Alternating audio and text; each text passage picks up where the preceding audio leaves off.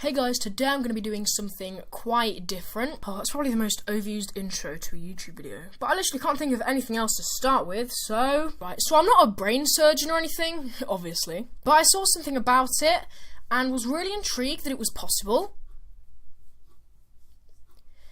But it isn't. This just made me think, even with all the technology we have and will have in the future, will we ever be able to successfully complete a human brain transplant? Here are some questions you may be asking yourselves. After the procedures happened, would you still be you, but in a new body?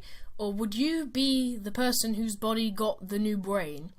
Now, you could suffer major psychological shock that would completely change your personality, or just kill you. However, if the transplant was 100% successful, yes, you would still have your own brain, but in a new body. I know that does sound pretty cool, you're basically Frankenstein, but it's not that simple. It would take longer than 36 hours, and more than 80 neurosurgeons would have to take part. To make this happen, you'd need about $10 million.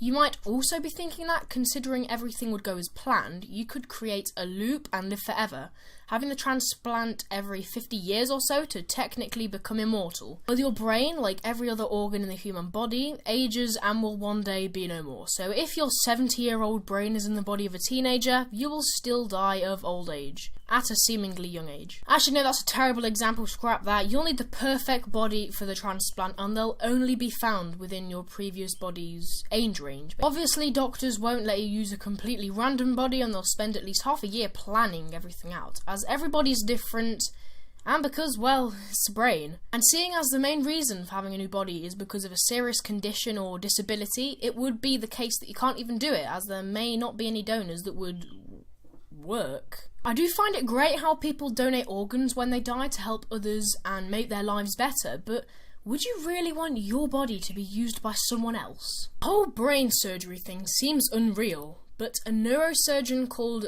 Sergio Canavero, hope I pronounced that right, has spent the past 4 years planning on performing the first ever human head transplant.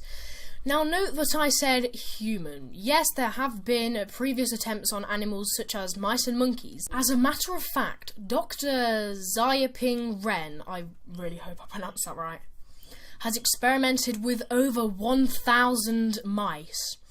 It'll sound incredible until you hear that the longest ones ever survived is 2 hours after the procedure, while only being able to open their eyes and make simple movements. A monkey, however, that obviously gives us a better idea on the real deal, survived over 20 hours. I have a feeling that now you know we are getting to the point of actually being able to complete the transplant successfully, we need to know how it all actually works. Let's stick with the head transplant, as the planning for this has already been prepared and there are no future brain transplants expected, so no instructions have been laid out. The first thing that needs to happen is the head will be cooled so the energy the cells need to stay alive will be reduced. Then the donor's body will be prepared and severed along with the veins, cords and arteries. Special polyethylene glycol glue will be used to connect the spinal cord so the patient can, move. All the muscles, the trachea and the esophagus are then stitched together along with the skin. Now, I can't really wait for December to come so we can tell if it'll actually work or not, but for now I'm just going to say probably not.